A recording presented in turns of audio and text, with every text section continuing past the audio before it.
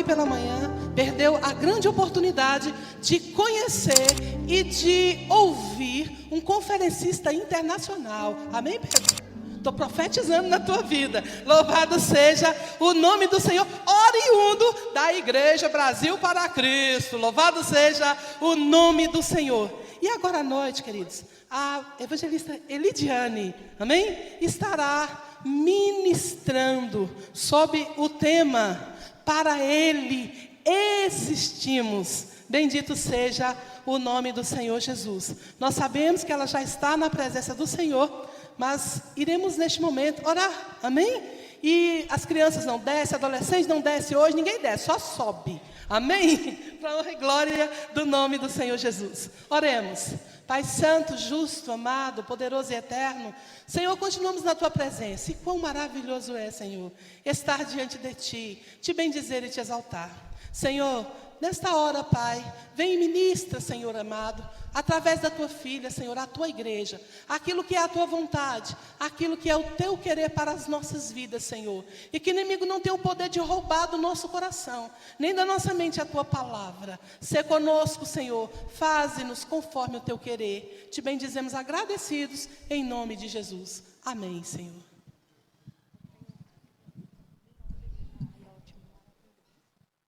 Saúde os irmãos com a paz do Senhor, amém?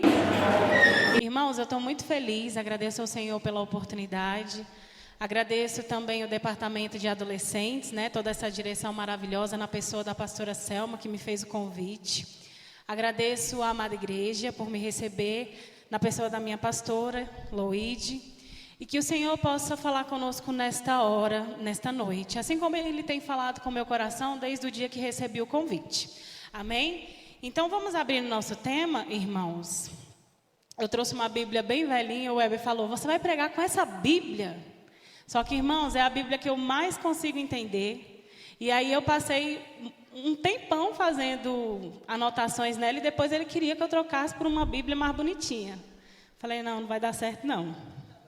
Então, vamos abrir, irmãos, a Bíblia, lá em Atos, capítulo 17... no versículo 28, amém? Atos 17, 28.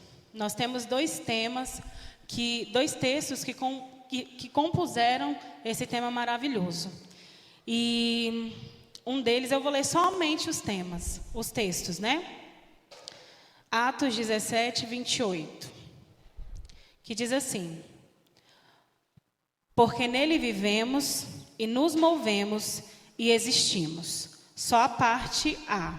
E aí nós vamos agora lá para Romanos, né, que é o nosso segundo texto, no capítulo 11, o versículo 36. Amém? Romanos 11, 36. Que diz: porque dele e por ele e para ele são todas as coisas. Glória, pois, a ele eternamente. Amém. Os irmãos podeis assentar.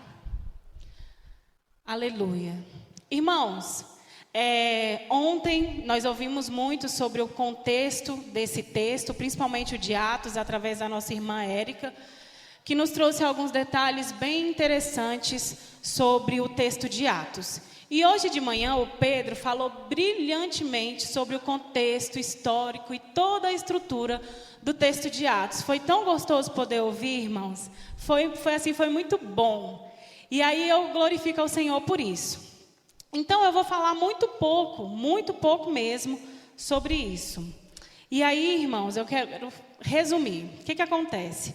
Lá em Atos, o Senhor nos traz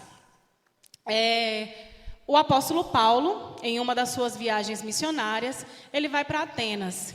E quando ele chega lá, ele fica muito incomodado em ver tanta idolatria e tanta superstição no meio daquele povo.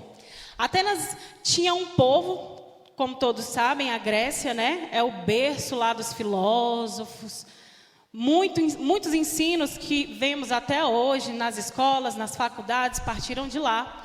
E aí, Paulo, quando chega lá, ele fica muito incomodado. Ele vê que é um povo muito supersticioso, um povo muito dado à idolatria. E ele passeando no meio da cidade, ele viu muitos templos. E a palavra de Deus fala que ele realmente fica muito incomodado e ele começa a disputar com aqueles poetas e filósofos para pegar a palavra de Deus. E ele passeando por esses templos, ele viu um altar que dizia ao Deus desconhecido. E a palavra de Deus fala que ele então, muito incomodado, começou a pregar nas praças e disputar lugar com aquelas pessoas que falavam de várias outras coisas que não agradavam o coração do Senhor. E a palavra de Deus fala que ele foi levado ao Areópago. É um nome muito difícil, mas eu treinei bastante. E aí o que acontece? Quando ele chega lá, esse era um centro que era como se fosse um tribunal daquela época em Atenas.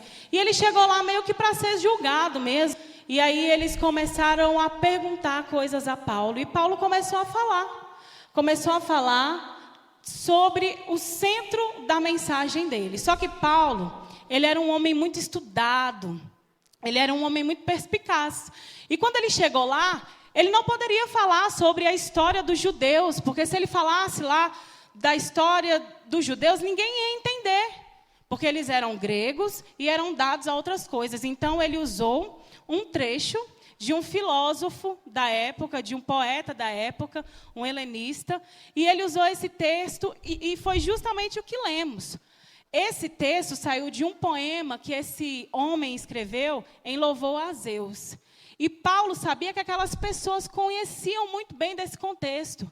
E Paulo, ele mudava muito a didática e a dinâmica para alcançar as pessoas de forma com que elas realmente entendessem. Ele trazia para o contexto daquela civilização, daquela cidade, e ele falava de forma familiar ao ouvido de quem ouvia. Ele mudava muito essa didática, essa dinâmica, dependendo das pessoas para quem ele pregava. Só que tem uma coisa que Paulo nunca mudava, que era a essência do seu sermão. Ele nunca mudava a essência do seu sermão, que era a crucificação, a morte de Cristo e a ressurreição. E ele sempre falava de uma escolha, irmãos. De uma escolha, ou vida eterna, ou condenação eterna. Porque quando ele falava do amor de Cristo e da ressurreição, ele falava que Jesus um dia voltaria para buscar aqueles que estavam nele. Então, resumindo essa parte de Atos, fala um pouco sobre isso. Quando nós vamos para Romanos, o texto que nós lemos está num pequeno pedaço onde Paulo louva ao Senhor e engrandece o nome do Senhor. E é muito lindo ver ele falar e glorificar o nome do Senhor com as suas palavras. Só que se você pegar um pouco do contexto do capítulo, você vai ver que Paulo estava falando justamente sobre isso. Mas eu vou deixar um pouquinho para depois. Eu quero falar um pouco com os irmãos acerca de Paulo. Quem era Paulo? Nós sabemos que era um apóstolo, um homem que foi muito usado por Deus e que graças a todo o esforço que veio dele, nós estamos aqui esta noite. Somos parte do legado de Paulo. Só que antes dele ser Paulo, ele vivia. A parte que me coube foi, nele existimos. Nós vimos ontem, nele vivemos, hoje nos movemos, e agora à noite vamos falar um pouco sobre nele existimos. E aí o que acontece, irmãos? Antes de Paulo ser Paulo, ele era Saulo. Nós conhecemos um pouco dessa história. E a Bíblia fala que Saulo era um homem diferente dos outros homens. Na verdade, ele ainda era muito, muito jovem quando o Senhor o chamou. A Bíblia conta que ele não era como qualquer um. Ele não era como qualquer jovem. Ele cresceu muito religioso e muito, muito, muito aplicado na religião e nas tradições do povo judeu. A Bíblia fala que ele era muito inteligente, ele era letrado, ele era muito competente em tudo aquilo que ele fazia. Ele realmente se entregava. Ele vivia. E como ele vivia, ele também produzia. A Bíblia fala que quando ele vivia, ele produzia, porque o viver gera ação. E quando você age, você produz, você trabalha, e isso é muito importante. E aí Paulo era um homem assim, ele era um jovem muito zeloso, extremamente guardado na crença dos judeus, em todas as tradições. E aí eu gostaria que os irmãos abrissem comigo a palavra, nós vamos andar só um pouquinho, irmãos, tá bom? A palavra de Deus lá em Atos, capítulo 7, no versículo 58.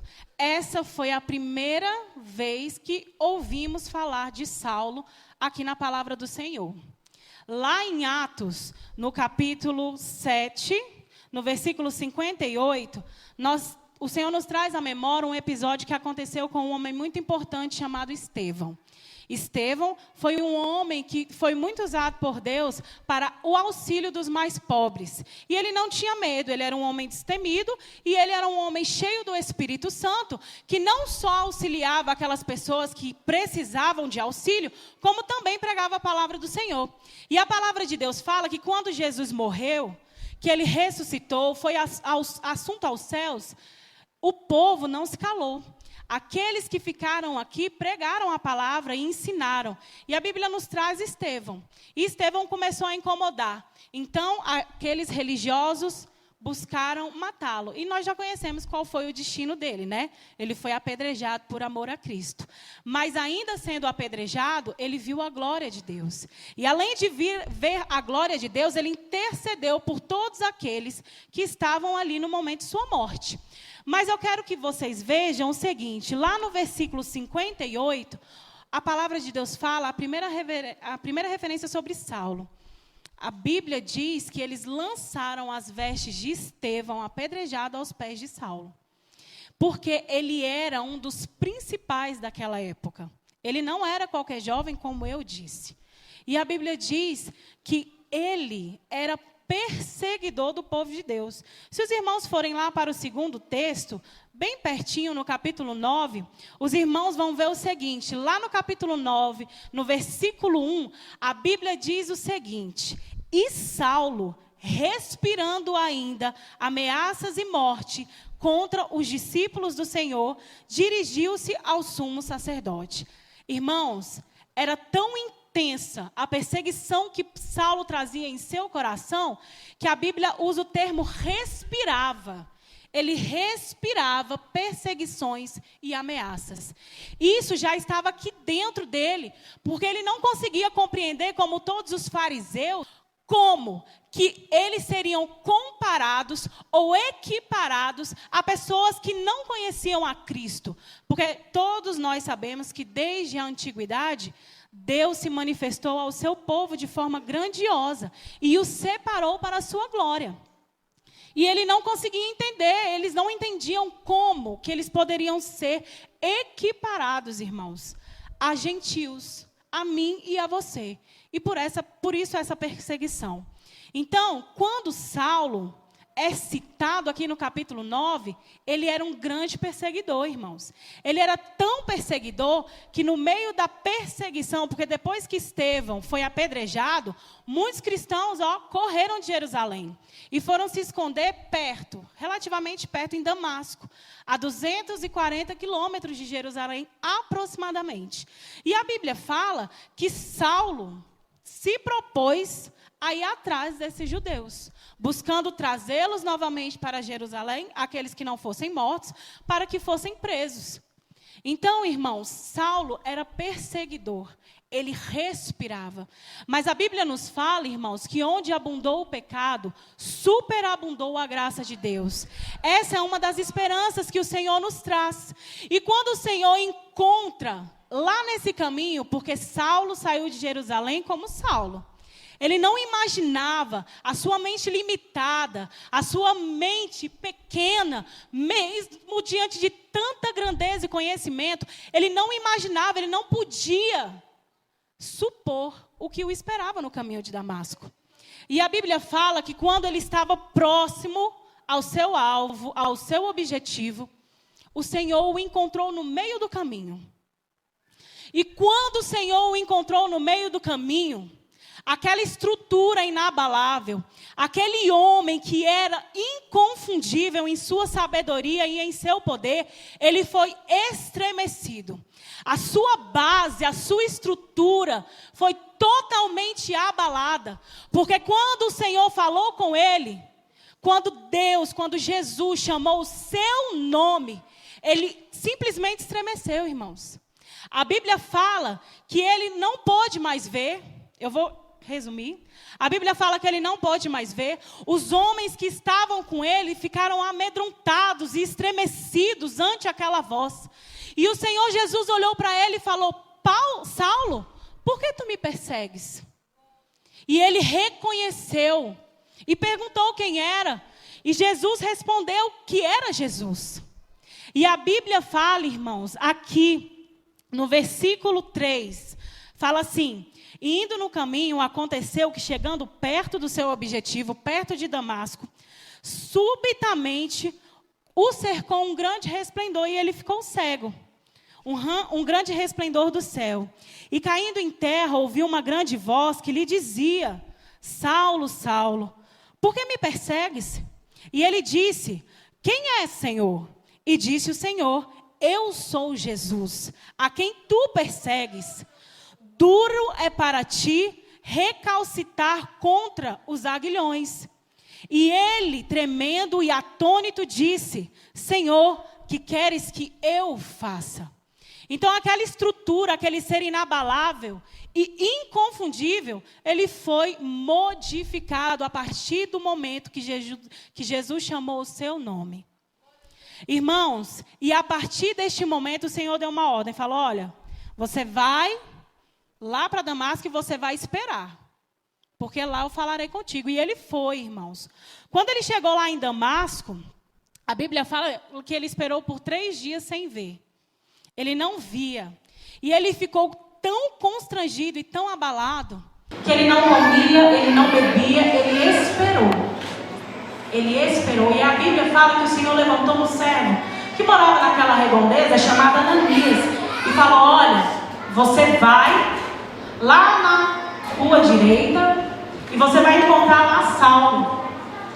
E eu dei a ele uma visão de que você iria, intercederia e ele voltaria a ver. Quando Ananias, servo do Senhor, ouviu falar o nome de Saulo, ele estremeceu. Ele falou: Senhor, eu tenho ouvido as coisas terríveis que esse homem tem feito com os teus servos lá em Jerusalém.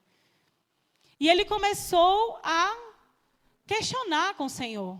E aí, Deus falou: você vai orar. Sabe por quê, irmãos? Lá no versículo 15 está escrito assim: disse, porém, o Senhor: vai, porque este é para mim um vaso escolhido para levar o meu nome diante dos gentios, dos reis e dos filhos de Israel. E eu lhe mostrarei quanto deve padecer pelo meu nome. Então, Ananias foi, e ele disse: irmão Saulo, o Senhor Jesus, que te apareceu no caminho por onde vinhas, me enviou para que tornes a ver e seja cheio do Espírito Santo. E logo lhe caíram dos olhos as escamas e recuperou a vista e, levantando-se, foi batizado. Naquele momento ele foi transformado. Ele já não era mais um perseguidor, agora ele seria perseguido por amor a Cristo. Ele já não era mais Saulo, ele já não tinha mais todo o entendimento e toda a sabedoria. Ele já não detinha mais aquele poder. A partir daquele momento, agora, ele andaria com Cristo, o autor e consumador da nossa fé. Aquele que nos fez, que nos gerou e aquele que nos enviou todos os dias. E a Bíblia fala que Saulo se transformou em Paulo e foi levantado para a glória de Deus. E aí, irmãos, quando eu fui olhar um pouquinho para essa história, como disse o versículo 25, o Senhor transformou ele de tal forma que ele deixou de ser perseguidor para ser perseguido. Lá nessa mesma cidade de Damasco, ele teve que simplesmente fugir para salvar a sua vida. Souberam, porque ele começou a pregar, irmãos. Aquele amor que alcançou ele, aquela virtude, aquela graça, não poderia ser contida. E ele começou a pregar. Os irmãos acham que foi fácil para Paulo pregar? Ele era conhecido como perseguidor, os judeus não confiavam nele. Os cristãos fugiam dele. As pessoas em todo tempo queriam colocar à prova aquilo que realmente poderia ter sido pego como transformação, mas ele não desistiu. E quando a gente vai analisar a palavra do Senhor, irmãos, eu vou ser muito sincera. Eu sempre gostei muito de Pedro. Eu sempre achei Pedro, assim, um exemplo. Eu sempre me vi como Pedro. E aí eu comecei a estudar sobre Paulo, agora eu realmente estou um pouco balançada, um pouco dividida, porque a gente vê o quanto que Deus transforma, o quanto que Deus abençoa. E aí eu falei com os irmãos tudo isso para chegar em um único aspecto do existir. Quando nós existimos, a existência, ela abrange o viver e o mover-se. E movimento gera, como eu disse, trabalho, atitude. E tudo isso gera uma coisa que Paulo deixou bem explicadinho lá em Gálatas. Lá em Gálatas, no capítulo 2. A Bíblia nos traz uma coisa que Paulo, esse mesmo Paulo, que foi transformado, que foi restaurado, que foi tirado de todo aquele entendimento mundano e trazido para a glória de Deus, ele nos deixou uma coisa muito preciosa. Lá em Gálatas, no capítulo 5, no versículo 22.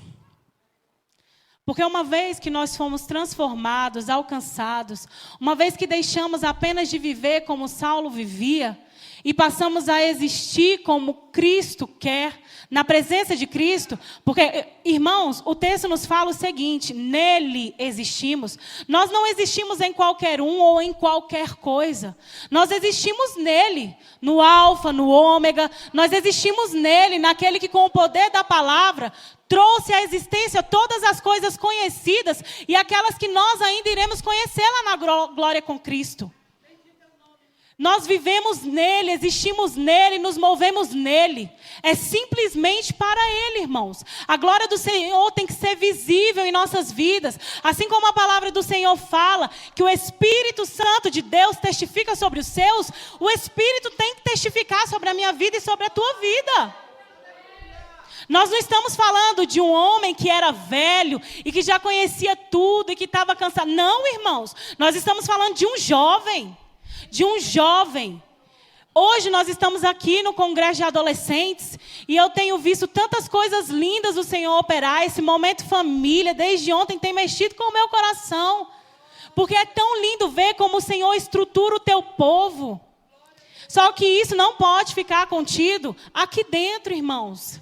Isso tem que transcender, tem que ir lá para fora. As pessoas têm que ver, refletir em minha vida, na sua vida, o Espírito Santo de Deus. Esse Espírito Santo que convence o homem do pecado, da justiça e do juízo. Esse mesmo Espírito que Deus deixou conosco, que o Senhor Jesus falou: olha, eu vou subir, mas vou te deixar um outro Consolador. Ele quem nos constrange. Tudo vem dele, irmãos. De nós não temos nada a oferecer, porque tudo vem dele. E aí, quando Paulo, transformado, a Bíblia diz que ele começou a escrever para igrejas. Ele foi conhecido como o apóstolo dos gentios, irmãos. O chamado de Paulo foi para pregar para aqueles que eram rejeitados, aqueles que viviam à margem da sociedade, aqueles que viviam à sombra do povo de Israel. Isso, irmãos, também está escrito lá no texto de Romanos, que nós lemos no capítulo 17. Se os irmãos pegarem o contexto, a Bíblia fala que pela queda de Israel, pelo fato de Israel ter endurecido o seu coração, nós tivemos essa sorte, essa graça nos alcançou. Irmãos, foi a graça do Senhor. O apóstolo dos gentios veio trazer uma mensagem que alcança todos aqueles que aceitam.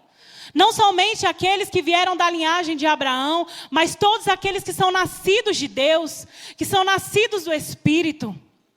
E aí, se você for olhar lá em Gálatas, no capítulo 5, do versículo 16 em diante, nós vamos ver Paulo falar sobre alguns frutos, algumas obras, né?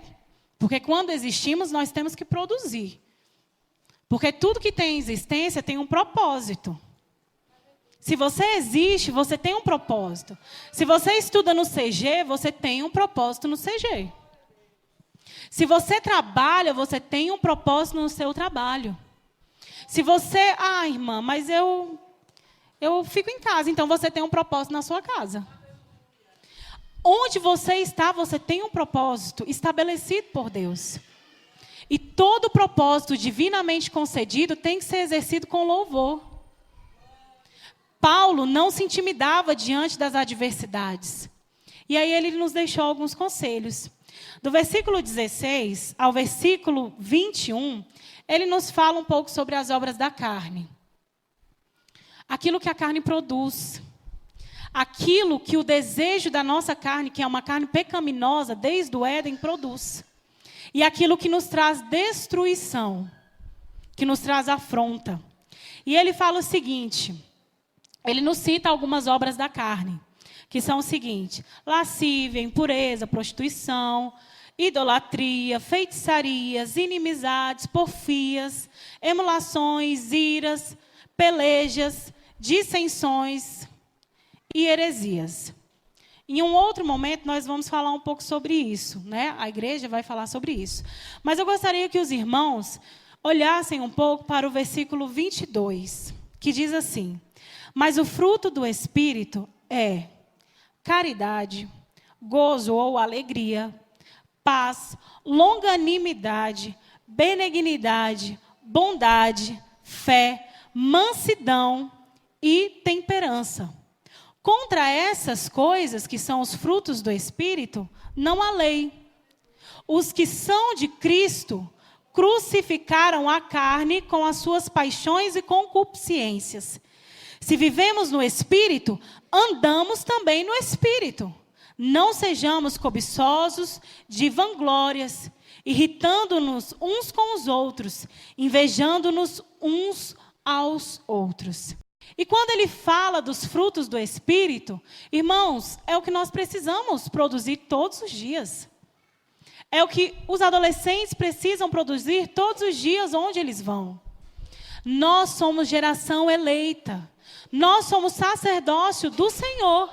É para isso que fomos chamados. Foi para isso que nós fomos tirados das trevas e trazidos para a maravilhosa luz do Senhor.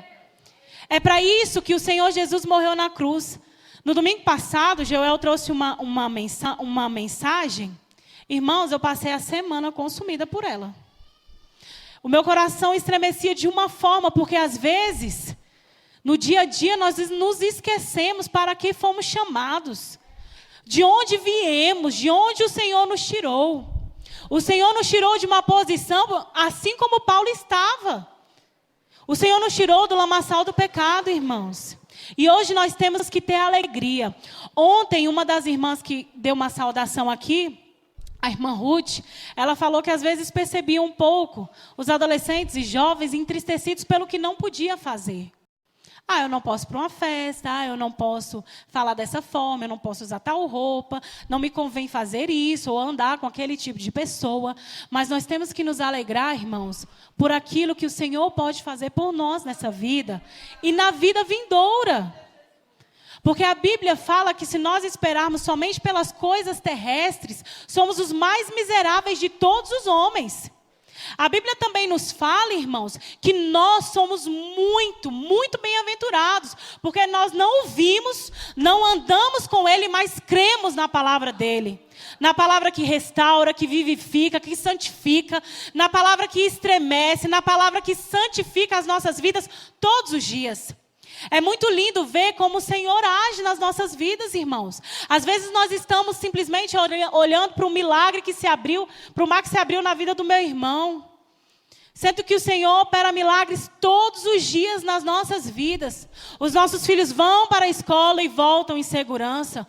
Os nossos filhos saem para trabalhar e voltam em segurança. E isso é motivo de glorificar e exaltar o nome do Senhor. Porque quem nos traz essa segurança, essa paz, é o Senhor Jesus. E quando nós falamos dos frutos do Espírito, são dons que o Senhor nos dá para exercer na sua obra, para o crescimento do Evangelho. É o que nós temos que vivenciar todos os dias. É a benignidade? É o sentimento de transbordar a bondade. E a benignidade não está somente em sentir, mas em agir, em fazer com que o outro que está ao seu lado se sinta bem. Olhe para você e fale, olha, aquele menino não é como qualquer menino. Ele tem algo de diferente e eu quero saber que diferença é essa. A partir do momento que você despertar esse tipo de curiosidade nas pessoas, nós seremos como ímãs. Nós vamos atraindo as pessoas para Cristo. Porque todos os seres humanos, irmãos, eles têm a necessidade de um governo. Ele precisa ser governado. Ele precisa ser direcionado. A única escolha que nós temos que fazer aqui é quem vai governar a nossa vida. Quem vai direcionar os nossos passos. Para onde iremos, irmãos? Para onde iremos? E quando eu olho para os adolescentes, eu vejo, hoje, a pastora Selma falou ontem, sobre a terceirização. Eu achei isso brilhante, irmãos. Brilhante. Porque muitas vezes nós, os pais, estamos cansados, fatigados da luta do dia a dia. E é tão fácil, né, a gente delegar a obrigação, o dom que o Senhor nos deu. Eu vou tirar por mim, eu não podia ter filhos. Eu tinha uma dificuldade muito grande. Os médicos não me disseram que eu era estéril, mas falou, olha, entrega para Jesus. E eu entreguei, irmãos. Pedi ao Senhor, o Senhor me deu, me concedeu 2 filhos. E às vezes eu me pego querendo reclamar e reclamando. Cansada, fatigada.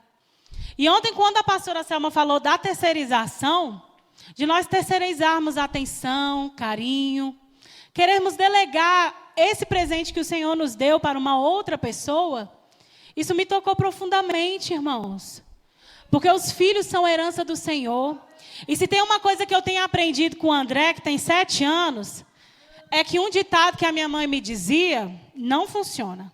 Minha mãe sempre me falou o seguinte, Elidiane, faça o que eu falo, mas não faça o que eu faço. Irmãos, isso não funciona. Não funciona. Às vezes eu falo para o André, essa música é de Deus? André, isso agrada ao Senhor? E às vezes eu me pego fazendo algumas coisinhas, ele, mãe, isso é de Deus? Mãe, isso agrada ao Senhor? Aí eu falo, André, não faz. Aí ele não faz. Mas se eu faço, ele fala, irmãos, mas é na hora.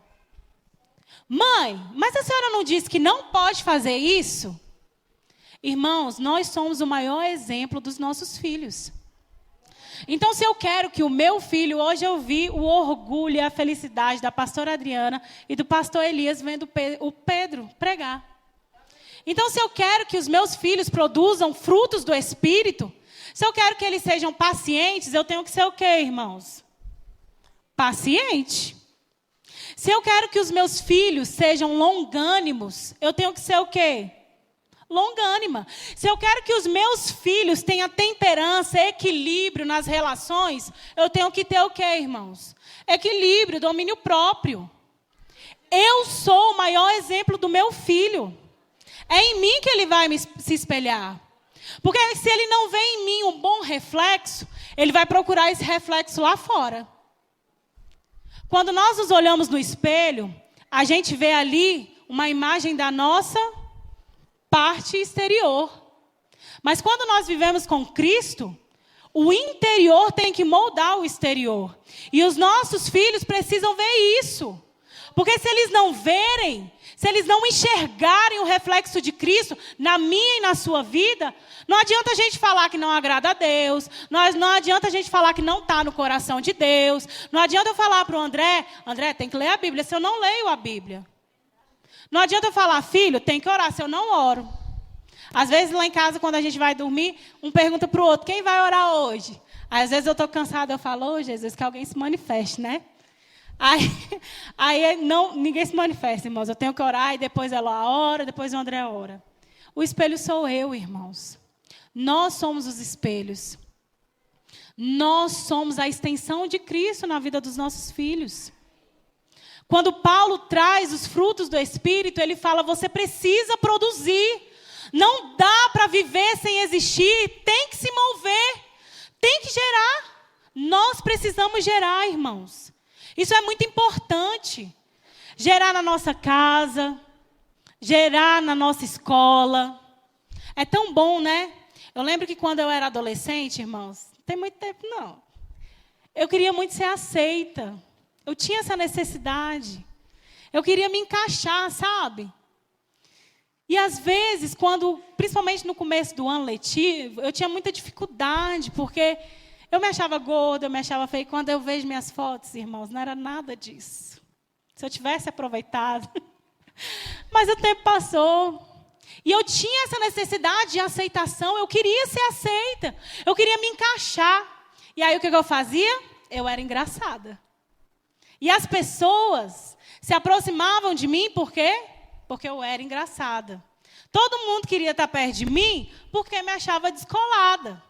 E aí, quando eu aceitei a Jesus, que eu deixei de ser tão engraçada, que eu deixei de ser tão descolada, irmãos, foi uma crise de identidade que os irmãos não queiram saber. E aí eu aprendi a falar sozinha. Mas eu falava sozinha? Falava. Eu já falava antes de aceitar Jesus. Porque quando eu ia no caminho da escola, irmãos, eu ficava conjecturando na minha mente 1000 futuros. Sabe? Que eu sou assim, que eu vou ser assim, que eu vou casar com uma pessoa assim, que eu vou... Irmãos, era tanta história. E eu amava aquilo. E aí, quando eu estava indo para a escola, que alguém me chamava lá atrás, eu ficava numa raiva, porque eu não queria interromper a minha história. Eu queria continuar e dar um final para ela. E aí, quando eu aceitei a Jesus, eu continuei falando aos olhos dos outros sozinha. Mas a partir daquele momento eu não estava mais sozinha. Eu andava com Cristo e eu conversava com Ele. E eu falava para Ele dos meus medos, das minhas interrogações, dos meus porquês. Nem sempre eu entendia a resposta que eu obtinha. Mas Ele nunca deixou de me dar uma resposta.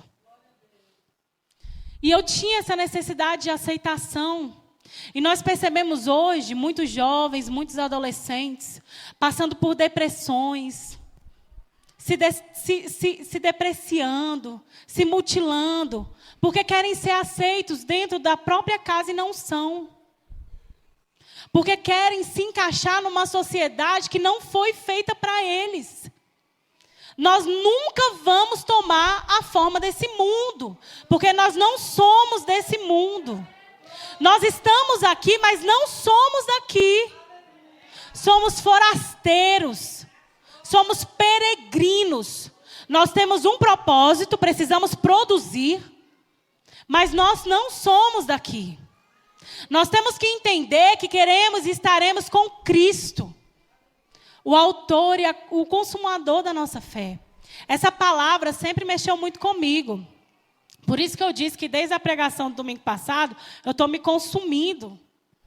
Porque a palavra do sacrifício vigário de Cristo mexe com a gente. Esse amor nos constrange. E foi esse amor que impactou a vida de Saulo e transformou ele em Paulo. Nós precisamos ser transformados, irmãos, todos os dias. Não chega de querer ser aceito por essa sociedade, de querer se encaixar, de querer ser legal. Irmãos, tudo isso é passageiro. A Bíblia fala que nós somos como a relva, que um dia nasce, cresce, murcha e no outro simplesmente é levada pelo vento. Nós somos assim.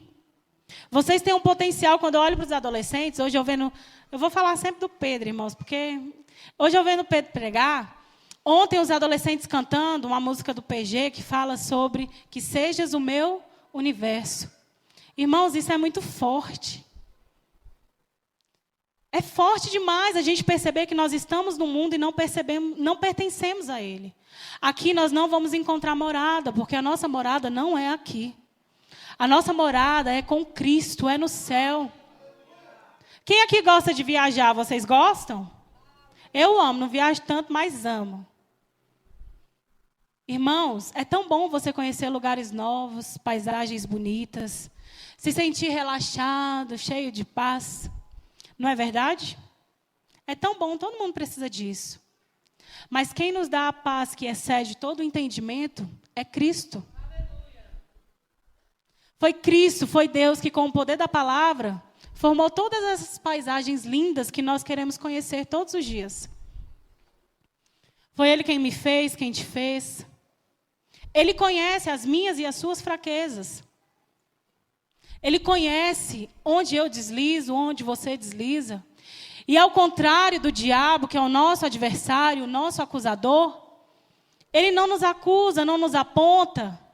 Ele nos corrige para o nosso aperfeiçoamento.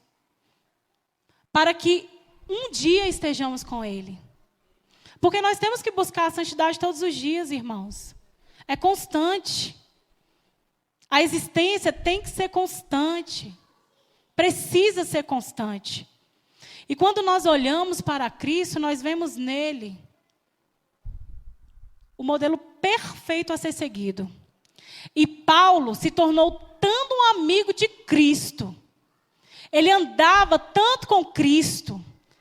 Ele vivia tanto aquilo que Cristo falava, mesmo tendo uma personalidade forte, mesmo sendo cheio de conhecimento, ele ouvia tudo aquilo que Deus falava com ele e obedecia. Tanto que quando ele pediu para que Deus retirasse dele um espinho na carne, Deus falou para ele: olha, a minha graça te basta. Ele orou por 3 vezes, mas Deus não tirou, porque a graça de Deus basta. Ela é suficiente, ela enche, ela preenche. Ela retira aquilo que precisa ser retirado e ela nos molda e nos impulsiona a produzir para Ele. Irmã, a senhora está falando que então eu não preciso estudar, tenho que estudar só a Bíblia. Não, irmãos, você precisa estudar porque você precisa viver nesse mundo. Você precisa trabalhar porque você ainda está nesse mundo. Então você precisa comer, você precisa vestir. Mas todo o nosso caminhar tem que ser de acordo com o caminhar de Cristo. Se estamos no nosso trabalho, nós temos que resplandecer a Cristo. Às vezes eu fico tão incomodada quando eu vejo crente pedindo conselho para quem não é crente. Irmãos, eu sei que tem filhos das trevas que são mais prudentes do que os da luz. Eu entendo isso. Mas quando você está passando por uma dificuldade, um porquê, uma resposta que você não consegue achar, você tem que procurar alguém que está em Cristo. Para que Ele fale através da vontade de Deus para a sua vida. Para que você não venha se desviar e amanhã ou depois você olhar para trás e falar: Senhor, como tudo poderia ser diferente. É tão bom, irmãos. Esses dias eu falando com o Senhor, eu falei: Senhor, é tão bom quando a gente busca o Senhor um pouco mais intensamente, né? Quando a gente chega um pouco mais perto. Porque às vezes a gente gasta a nossa vida, o nosso ânimo, com coisas efêmeras e passageiras. E a gente se esquece que existe uma eternidade. Que aquele Deus que realizou tantas maravilhas aqui, Ele está preparando um lugar que Ele é tão lindo e tão perfeito que não chega ao meu entendimento nem ao seu. Nem ao nosso coração. Então é muito importante, irmãos, nós nos colocarmos na presença do Senhor e falar: Senhor, abala as minhas estruturas. Porque se o Senhor for retirar alguma coisa do lugar, Ele vai se responsabilizar pelos efeitos, irmãos. O Senhor não é irresponsável. E Ele não se arrepende daquele dom que Ele te entregou. Seja ele qual for. Nós temos que exercer a vontade de Deus todos os dias. Todos os dias. A fim de um único objetivo: nos encontrarmos com Ele. Nós fomos chamados para sermos sacerdócio real, irmãos. Sacerdócio de Cristo aqui nessa terra. Você foi chamado para levar a palavra do Senhor. Você foi chamado para pregar para aqueles que precisam de arrependimento, assim como eu e você precisamos todos os dias. Nós temos que entender que esse amor que um dia nos alcançou precisa alcançar a outros. Precisa resplandecer em outros. É muito importante isso. Porque para isso, esse é o nosso objetivo, irmãos. É para isso que nós vivemos, é para isso que nós existimos, é para isso que nós nos movemos todos os dias. Porque a partir do momento que eu e você pensamos que não precisamos desse Cristo, tudo se perde, tudo se acaba. Não existe realmente esperança. A Bíblia fala que a vida de Paulo foi fácil? Não, irmãos, foi fácil não. Se nós andarmos um pouquinho pela palavra de Deus, nós vamos ver o seguinte, que ele sofria risco de morte todos os dias. Ele foi açoitado, ele sofreu um naufrágio, muitas perseguições. Em todo tempo ele era atribulado, mas em nada ele se omitiu ou se calou. A obediência a Cristo excedia todas essas coisas. Então, irmãos, que nós possamos ser como Paulo era. Que nós possamos um dia chegarmos à posição de falar: sede meus imitadores, assim como eu imito a Cristo. E para resumir e finalizar, eu gostaria de trazer à memória uma coisa que Paulo falou, um versículo, que diz o seguinte: que o viver para mim é ganho, mas o morrer para mim é lucro. Ele tinha certeza que onde ele estava, se ele morresse, ele iria se encontrar com Cristo. Ele tinha certeza de que Deus o esperava na glória. Ele tinha certeza que, independente de toda e qualquer tribulação, a existência dele não iria findar aqui, ia transcender e ia se resplandecer na glória, irmãos. Essa é a certeza que nós temos que ter todos os dias. Nós temos que entender que por mais dificuldades, por mais obstáculos que a gente tenha pelo fato de servirmos a Cristo, nós temos a esperança do amanhã. Nós vamos alcançar o amanhã. Estaremos com Cristo na glória e não há, irmãos, não há recompensa maior que essa. Eu acredito que aquelas pessoas que forem para o inferno, irmãos, ninguém precisa compactuar com esse meu entendimento.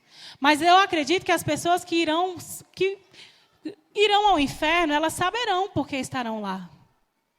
E eu acredito que nada vai doer mais do que saber que estarão eternamente separadas de Deus.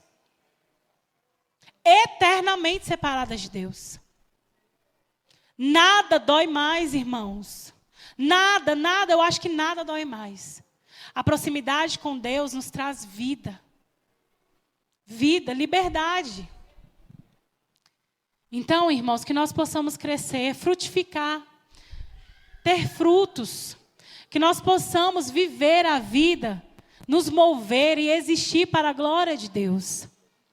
Buscando, sim, crescer aqui na terra, mas almejando principalmente o reino de Deus. Almejando principalmente a presença de Deus. Almejando principalmente a glória de Deus.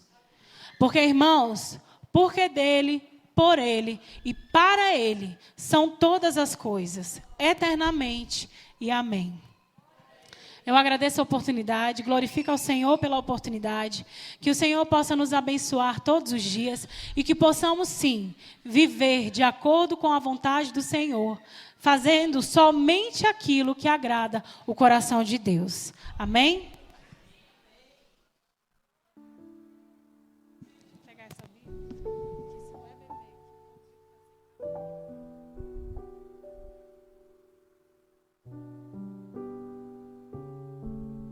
Glória a Jesus.